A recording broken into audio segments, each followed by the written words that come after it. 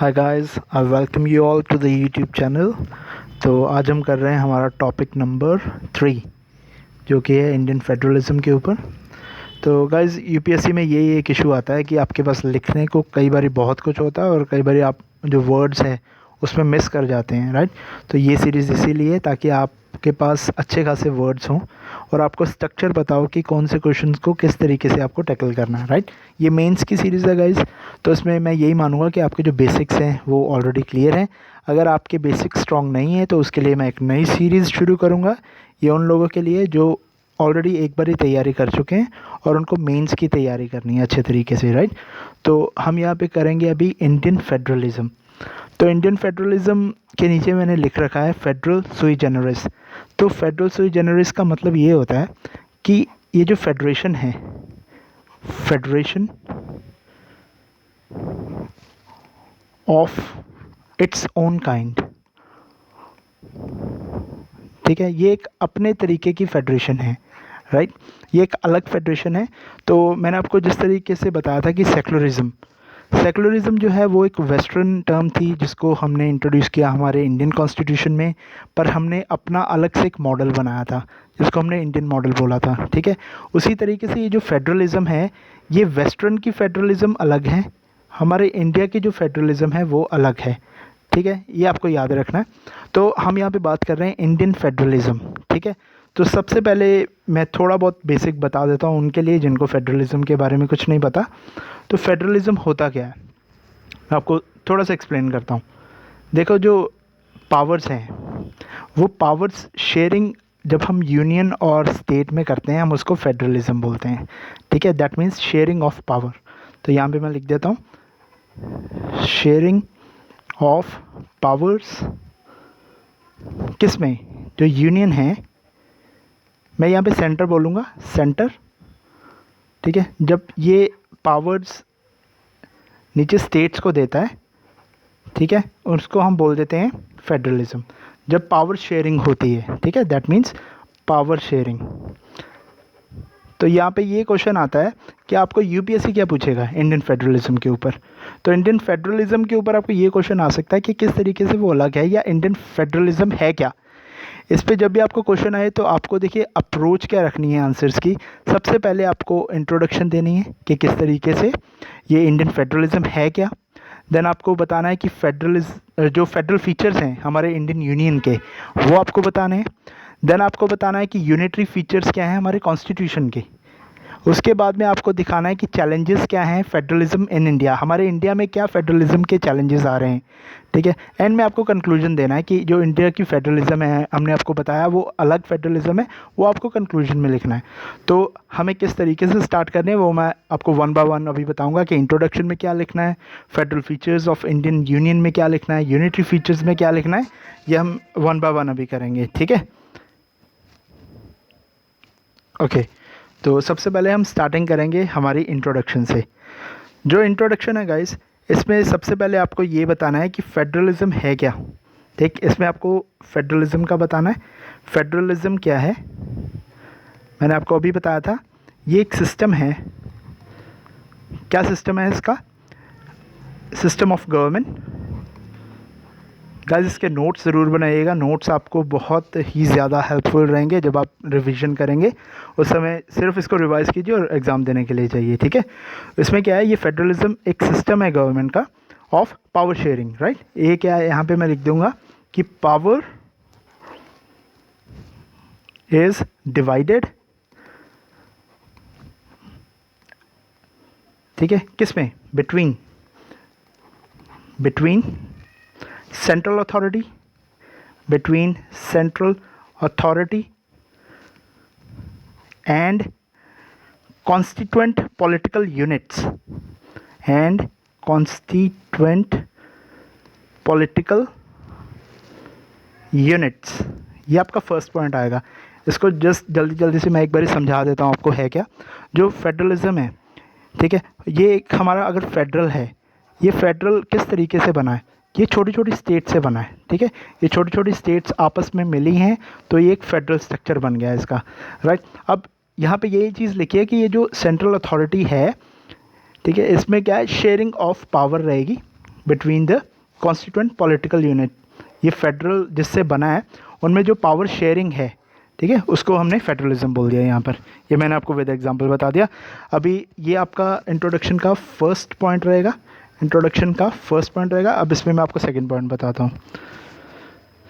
तो second point में guys, उससे पहले मैं आपको प्लीज़ एक रिक्वेस्ट करना चाहता हूँ कि इस चैनल पे अगर आप नए हैं तो प्लीज़ उसको आप सब्सक्राइब कीजिए, ठीक है। अगर आपने ऑलरेडी सब्सक्राइब किया हुआ है तो आप वीडियो को लाइक ज़रूर कीजिए, राइट, क्योंकि अगर आप लाइक नहीं करते मुझे मोटिवेशन नहीं मिलती है गाइस। आप जितना लाइक करेंगे मैं उतनी और मोटिवेशन से नई नई वीडियोस आपके लिए लेकर आऊँगा, क्योंकि मुझे ये सीरीज़ कंप्लीट करनी है और ये 500 मोस्ट इम्पॉर्टेंट जो आपके टॉपिक्स रहेंगे मेंस के, तो वो मैं आपको पूरा तैयार करवा के दूंगा फ्री ऑफ कॉस्ट।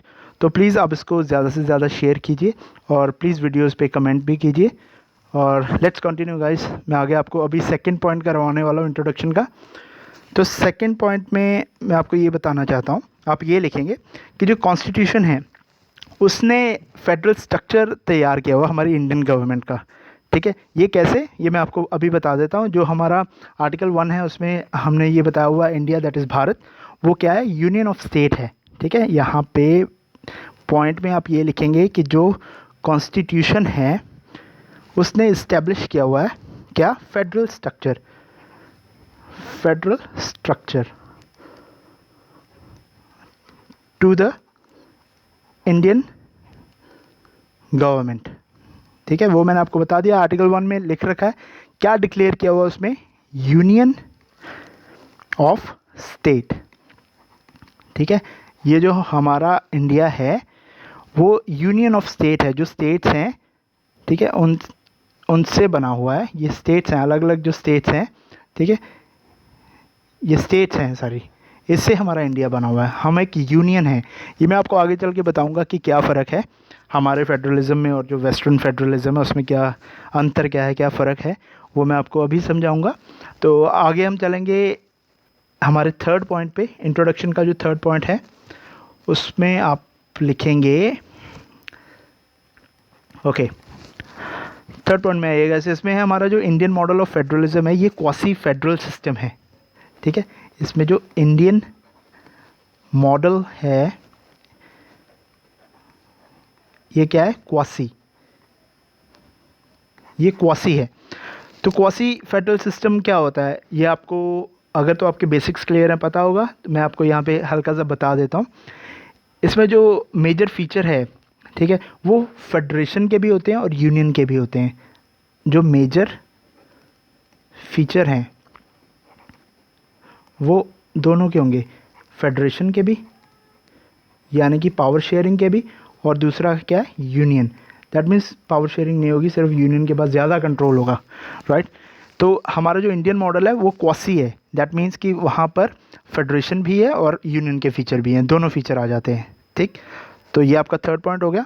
तो लास्ट में आपको एक और पॉइंट मेंशन करना है इंट्रोडक्शन में ही, कि जो फेडरेशन सुई जेनरस है, ठीक है, इसका, इस फ्रेज़ का मतलब क्या है, इस फ्रेज़ का यही मतलब है कि जो फेडरेशन है वो एक अपने ही तरीके की फेडरेशन है, जो हमारे इंडिया की फेडरेशन है। तो इसमें आप ये चीज़ लिख सकते हैं, it can be phrased as federation sui generis, इसको आप इन्वर्टेड कॉमास में रखेंगे, और federation of its own kind, right guys. यहाँ पे क्या है, जो आपको क्वेश्चन में फ्रेज था आपने वो भी बता दिया, ठीक है। उसके बाद में आपने इंट्रोडक्शन भी दे दी कि हमारा जो फेडरलिज्म का मतलब क्या है वो बता दिया आपने, पावर शेयरिंग का मॉडल है। फिर सेकेंड आपने ये भी बता दिया कि जो हमारा इंडिया का मॉडल है दैट इज़ क्वासी फेडरल, ठीक है। तो इसमें आपने ये सारी चीज़ें बता दी। तो नेक्स्ट अब हमें हमारे नेक्स्ट हेडिंग पे चलना है। हमारी नेक्स्ट हेडिंग जो है वो रहेगी federal feature of Indian union, federal feature of Indian union, ये रहेगा। इसमें आप कौन से पॉइंट लिखेंगे, देखिए ये मैं नेक्स्ट पेज पे लिखता हूँ आपके लिए। इस पे हमारा जो फर्स्ट पॉइंट रहेगा वो, अभी देखिए फेडरल फीचर बताने हैं हमको इंडियन यूनियन के, तो उसमें आ जाएगा हमारा सबसे पहले टू गवर्नमेंट। हमारे यहाँ पे दो गवर्नमेंट है, दैट मीन्स कि सेंटर की अलग रहेगी, ठीक है, और जो हमारी स्टेट है उनकी अलग गवर्नमेंट रहेगी। अगर ऐसा है कि दो गवर्नमेंट है, स्टेट की अपनी गवर्नमेंट है और सेंटर की अपनी गवर्नमेंट है, दैट मीन्स हम फेडरलिज्म शो कर रहे हैं, ये हमारा फेडरल फीचर रहेगा इंडियन यूनियन का, ठीक है। तो सेकंड जो हमारा पॉइंट इसी में आएगा वो रहेगा डिवीजन ऑफ पावर्स। उसको आप लिखेंगे डिवीजन ऑफ पावर्स। अब देखिए अगर हम फेडरल हैं तभी तो हम डिवीजन कर रहे हैं पावर्स की। ये कहाँ हो रखा है, हमारे जो शेड्यूल 7 है, ठीक है, 7 शेड्यूल में पावर्स दे रखी हैं अलग अलग, ठीक है, उसमें हमने स्टेट्स को भी पावर दे रखी है।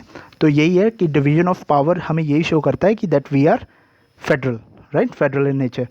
तो हमारा जो थर्ड पॉइंट रहेगा उसमें आप लिखेंगे supremacy of the constitution, supremacy of the constitution. अभी देखिए यहाँ पे हमारे सुप्रीमेसी ऑफ कॉन्स्टिट्यूशन है, यूनियन की सुप्रीमेसी नहीं है। दैट मीन्स कि जो भी कॉन्स्टिट्यूशन कहेगा हम उसी तरीके से चलेंगे, हम किसी स्टेट या किसी यूनियन के तरीके से नहीं चलेंगे। That means it is showing that we are federal in nature, ठीक है। देन आगे नेक्स्ट इसमें आप पॉइंट लिखेंगे, नेक्स्ट पेज पे हमारी इंडिपेंडेंट जुडिशरी है, इंडिपेंडेंट जुडिशरी।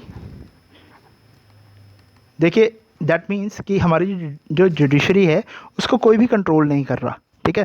जब जुडिशरी को कोई कंट्रोल नहीं कर रहा, ना it's under the control of union, ना it's under the control of any state, ठीक है, ये इंडिपेंडेंट है। अगर ये इंडिपेंडेंट है that means it is showing a federal structure और द फेडरल नेचर, राइट। और उसके बाद में हम आएंगे हमारे लास्ट पॉइंट पे जो कि फेडरल नेचर शो करता है, that is by cameralism. By cameralism, by cameralism का गाइस मतलब है 2 हाउसेस, ठीक है। हमारे यहाँ पे लोकसभा है, हमारे यहाँ पे राज्यसभा है।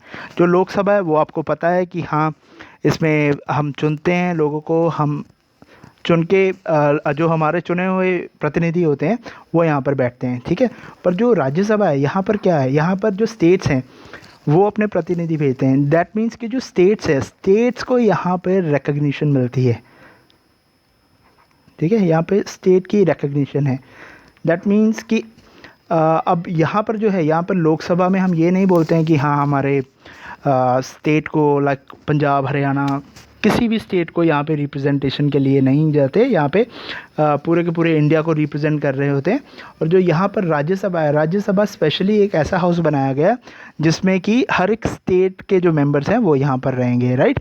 तो इसको आपको याद रखना है, ये बाइकैमरलिज्म शो कर रहा है। दैट मीन्स कि स्टेट को भी इम्पोर्टेंस दे रहा है, ठीक है, ऑन पार्लियामेंट लेवल। तो यहाँ पर बाइकैमरलिज्म हमारा जो है वो फेडरल फीचर रहेगा, राइट। तो फिर जो हमारा यूनियन फीचर आ जाता है गाइस, अभी यहाँ पे नेक्स्ट हेडिंग में दूंगा, कलर चेंज करता हूँ मैं इसका। जो हेडिंग रहेगी हमारी वो रहेगी यूनिटरी फीचर ऑफ कॉन्स्टिट्यूशन। क्या हमारा जो स्ट्रक्चर है वो यूनिटरी है? अभी फेडरलिज्म वाले तो हमने सभी पढ़ लिए, तो अभी हम यूनिटरी पे आते हैं।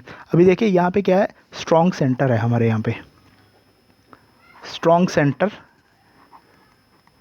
अभी अगर स्ट्रॉन्ग सेंटर, मैं यहाँ पे पॉइंट आपको लिखवा रहा हूँ, दैट मीन्स कि जब भी एमरजेंसी लगती है, आप इसमें ये चीज़ शो करेंगे कि एमरजेंसीज़ के टाइम पर हमारा जो सेंटर है वो ज़्यादा स्ट्रॉन्ग हो जाता है, क्योंकि सारी की सारी जो पावर्स हैं वो यूनियन गवर्नमेंट के पास चली जाती हैं। जब यूनियन गवर्नमेंट के पास सारी की सारी पावर्स चले जाएंगी, दैट मीन्स जो सेंटर है वो स्ट्रॉन्ग हो जाएगा।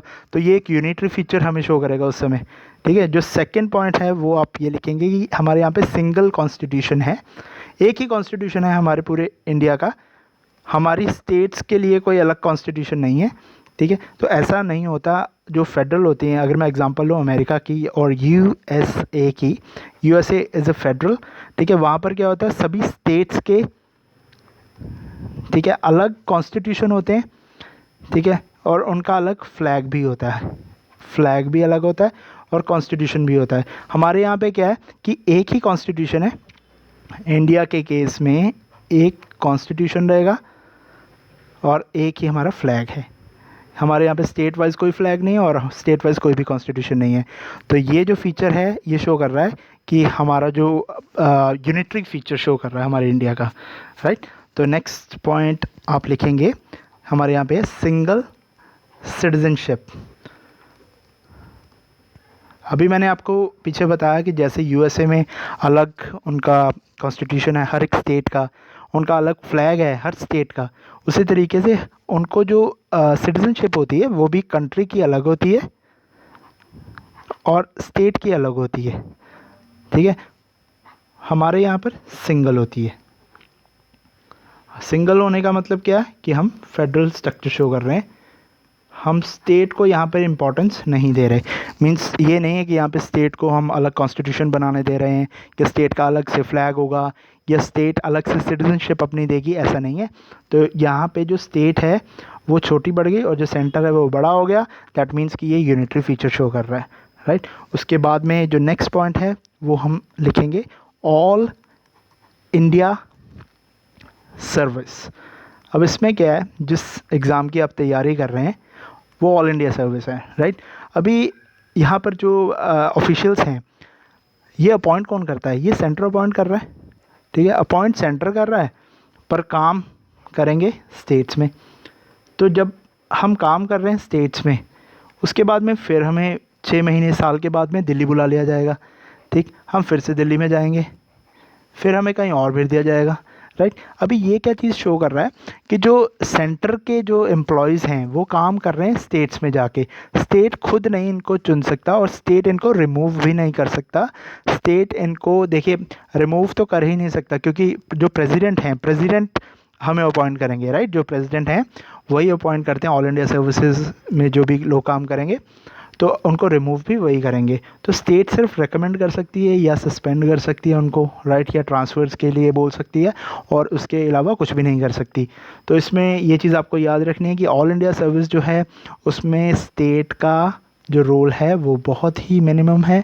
स्टेट उनको अपॉइंट भी नहीं कर सकती, राइट। ये सेंटर ही अपॉइंट करेंगे और सेंटर ही भेजेंगे।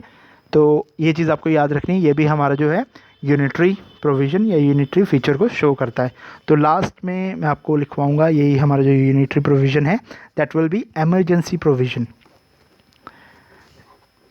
एमरजेंसी प्रोविज़न हमारे जो कॉन्स्टिट्यूशन में एमरजेंसी प्रोविज़न दे रखी है, ठीक। उससे क्या चीज़ शो होती है कि सारी की सारी जो पावर है इन केस ऑफ एमरजेंसी, वो सारी की सारी जो पावर है वो सेंटर के पास चली जाएगी। अगर सेंटर के पास सारी की सारी पावर चली जाएगी तो स्टेट छोटी हो जाएगी, ठीक है। अगर स्टेट को उनके राइट्स नहीं मिलेंगे या स्टेट उस समय एक्ट नहीं कर सकती अपनी मर्ज़ी के अकॉर्डिंगली, तो ये यूनिटरी फीचर शो करेगा, ठीक है। ये चीज़ आपको एमरजेंसी प्रोविज़न में लिखनी है। देन नेक्स्ट हेडिंग गाइस वो रहेगी हमारी Indian constitution is not a traditional federal constitution. इसके लिए मैं कलर चेंज कर लेता हूँ, ओके। तो यहाँ पे हम लिखेंगे जो हमारा इंडियन कॉन्स्टिट्यूशन है is not a traditional is not a traditional federal constitution।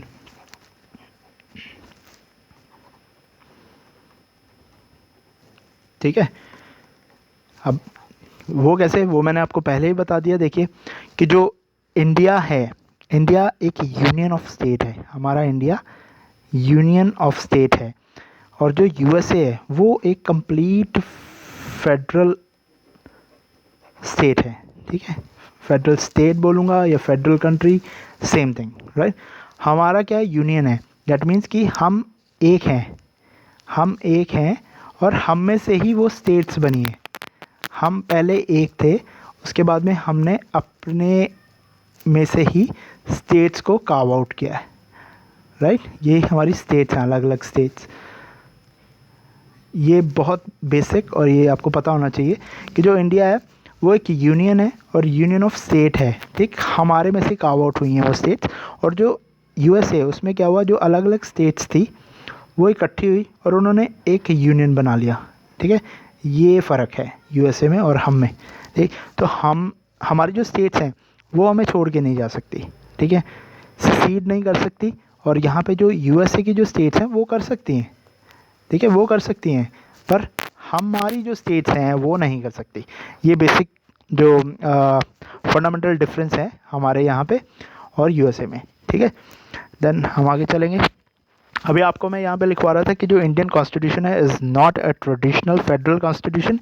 इसमें कौन से पॉइंट आ जाएंगे? पहला जो पॉइंट आ जाएगा वो रहेगा कोई भी प्रोविज़न नहीं है सेपरेट कॉन्स्टिट्यूशंस की, ठीक है। हमारे यहाँ पे कोई भी प्रोविज़न नहीं है, यहाँ पे लिखिए no provision for separate constitutions, no provision for separate constitution. किसके लिए? स्टेट्स के लिए, ठीक।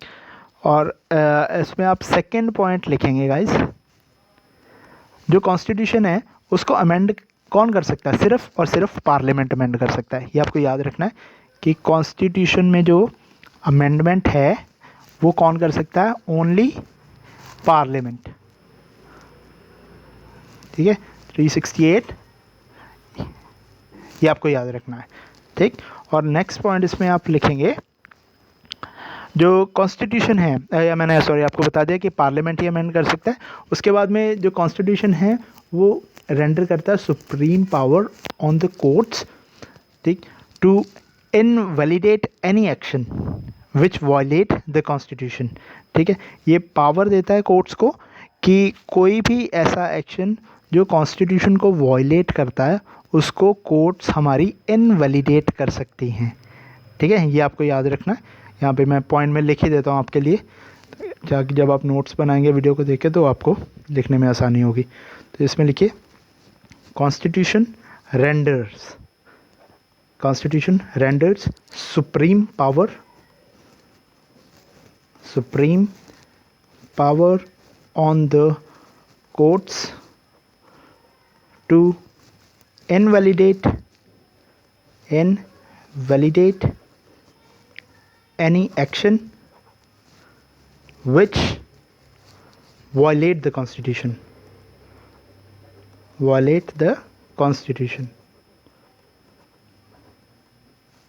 ठीक है गाइस। तो नेक्स्ट पॉइंट हम लिखेंगे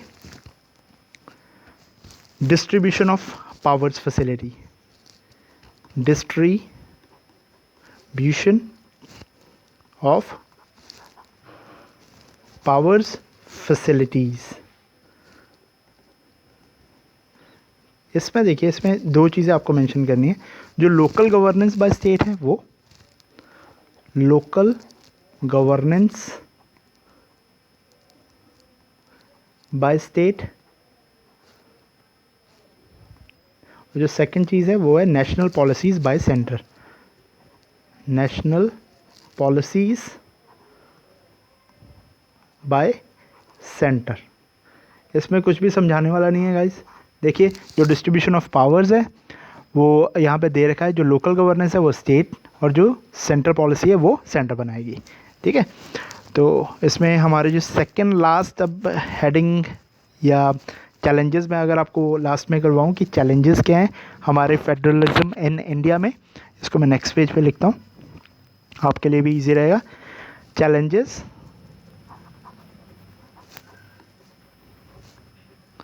टू फेडरलिज्म इन इंडिया। अब देखिए, खुद सोचिए क्या क्या चैलेंजेस हैं फेडरलिज्म के इंडिया में। अब मैंने आपको सब कुछ करवा दिया, अब ये लिखने में बहुत इजी रहेगा आपके लिए। तो जो प्योर फेडरल स्ट्रक्चर है, ठीक है, वो डिस्ट्रप्शन ला सकता है हमारे डिवीजन ऑफ स्टेट्स में, ठीक है। जो प्योर फेडरल स्ट्रक्चर है, मैं इन शॉर्ट लिख रहा हूँ guys, pure federal structure could lead to disruption and division of states as India is divided on the, अब किस ग्राउंड पे है हमारा इंडिया डिवाइड, किस ग्राउंड पे है?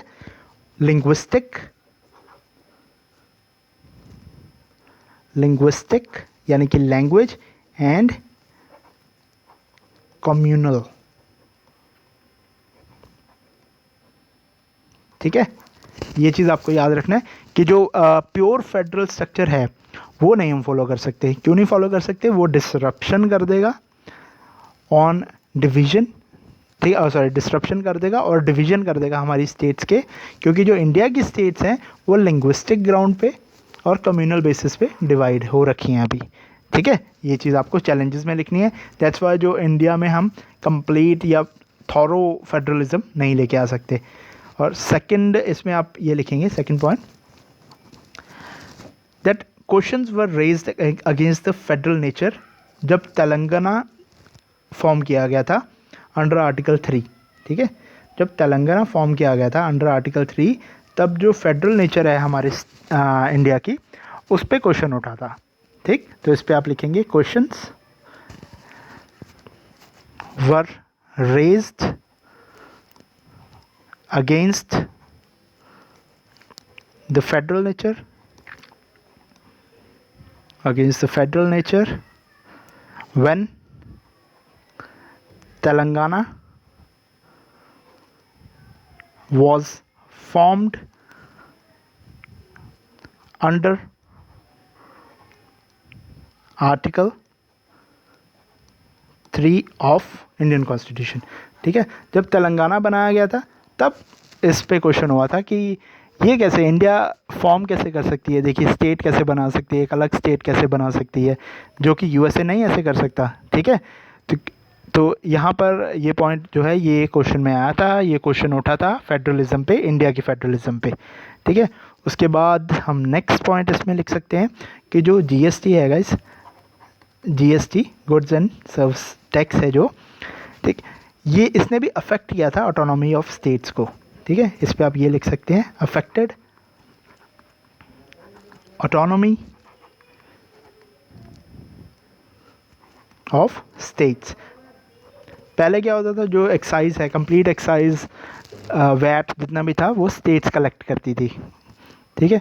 वो स्टेट कलेक्ट करती थी, उनका जो फाइनेंस का जो जितना भी इशू था वो आफ्टर जो जीएसटी है वही स्टार्ट हुआ, क्योंकि जीएसटी के बाद क्या, ये सारी की सारी जो कलेक्शन है ये सेंटर करती है, सेंटर कलेक्ट करने के बाद में ये स्टेट्स को देती है, ठीक है। अब इसमें क्या है कि डिले हो जाता है, अगर डिले हो जाएगा, स्टेट के पास अगर फाइनेंसेस नहीं रहेंगे तो वो डेवलपमेंट जो अपने प्रोग्राम्स हैं वो नहीं कर सकती ऑन टाइम, इससे उनकी जो ऑटोनॉमी है, ठीक है, वो अफेक्ट हुई है। तो यहाँ पे इसीलिए ये पॉइंट लिखवाया है कि जो जीएसटी है उसने क्या किया, अफेक्ट किया ऑटोनॉमी को ऑफ स्टेट, ठीक है। अब अगर स्टेट की ऑटोनॉमी अफेक्ट होगी, दैट मीन्स कि यहाँ पे फेडरलिज्म पे क्वेश्चन उठेगा, क्वेश्चन उठेगा ही उठेगा गाइस, राइट। तो जो नेक्स्ट और लास्ट पॉइंट हमारा रहेगा वो रहेगा, जैसे देखिए मैंने आपको बताया कि एमरजेंसी के टाइम पे, अब यहाँ पे हमारे इंडियन कॉन्स्टिट्यूशन में आर्टिकल 356 है।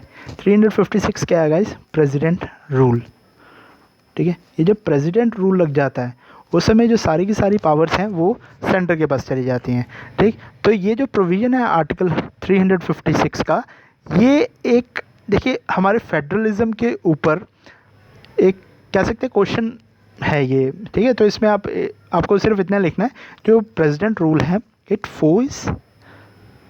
Force against the grain of federalism, ठीक है। ये हमारी फेडरलिज्म को ख़राब करता है, जो हम फेडरलिज्म लाना चाहते हैं उसको ये चीज़ ख़राब करती है, राइट। तो यहाँ पर आपका ये तो कंप्लीट हो जाता है। इसके बाद में मैं आपको करवाना चाहता हूँ कोऑपरेटिव फेडरलिज्म, वो हमारा रहेगा टॉपिक नंबर 4। तो नेक्स्ट क्लास में मैं आपको करवाऊँगा कोऑपरेटिव फेडरलिज्म। तो अभी मैं आपको एक रिक्वेस्ट करना चाहता हूँ गाइस कि आप प्लीज़ वीडियो को लाइक कीजिए, अगर आपने यहाँ तक वीडियो को देखा है तो वीडियो को शेयर भी कीजिए।